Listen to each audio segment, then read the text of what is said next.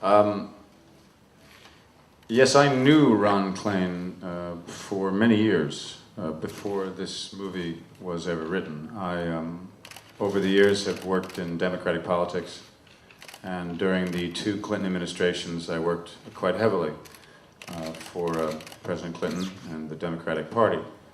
And in fact, the second inaugural, I hosted the Tennessee Ball for Al Gore and spent that afternoon in Ron Klain's office. I could never have imagined then that I would end up playing him in a movie, and I'm sure he thought even less about the idea that he would be a character in a movie one day. Ron is considered by so many of his fellow attorneys as one of the great lawyers. And in many ways, I think this entire experience fell to him because he just ended up being the only one who was down on the ground in Florida to sort of try to take the lead in how to fight. But he continues to do all kinds of work for the Democratic Party. I know he's been involved in the election process this year, and I'm sure. Did you see him at the Democratic convention? No, you didn't. He's not there. He wasn't there. But anyway, he's around, and he's working hard for good causes. I think that at a certain point, and I think it's depicted in the film, that for Ron, it became less about Al Gore and more about the process and the fairness of the process. And in the end of the day, he just wanted the votes to be counted. And I think that the movie shows, no matter how you slice it, the votes weren't counted.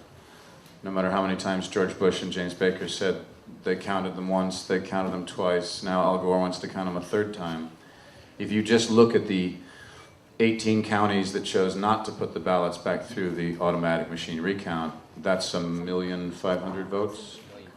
1,506. 1,500. Yeah, that's a lot of votes that didn't get recounted. And if the United States is going to stand up and say, as a nation, we are the bastion of a free, open, democratic electoral process, and other countries around the world look to the United States as the symbol of this, then I think it is in not just our interest, but it is our obligation to try to get it right and to try to make it better. And so if you look at the committees that James Baker and Jimmy Carter are now on in trying to change electoral law, even some laws that were to his advantage, to Baker's advantage in the year 2000, maybe this movie is just a part of the seeds that will promote change. I think if you just look at the film dramatically for a moment, or look at films dramatically, you always follow the underdog. And the Democrats were the underdog. Always. In the entire 36 days, they were the underdog. So just dramatically, I think, Danny, obviously, who do you follow? You follow a character like Ron, who isn't a well-known personality, wasn't like James Baker or Catherine Harris or anybody. He's sort of in a way, I think he made him the kind of everyman of this story. And I think that on balance, we spend a good deal of time with the Republicans. The truth is, the Democrats were sitting on boxes. They didn't have a lot of money. No law office would allow them, except when finally they got into the law office that they did. It was very late.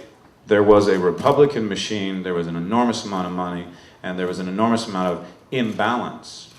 And so, in fairness to what Danny did and what Jay has done, we are showing you exactly how that balance measured out. These things, as Danny says, are not invented. This is the way it was. They had the money, they had the power, and they used it. And the Democrats fought with what they could get, but it wasn't much. When Ben Ginsberg, who Bob Balaban plays in the film, saw the movie at a screening in Washington, D.C., I think he put it in a perspective that we all rather enjoyed. He said, "We won the election, but they won the movie."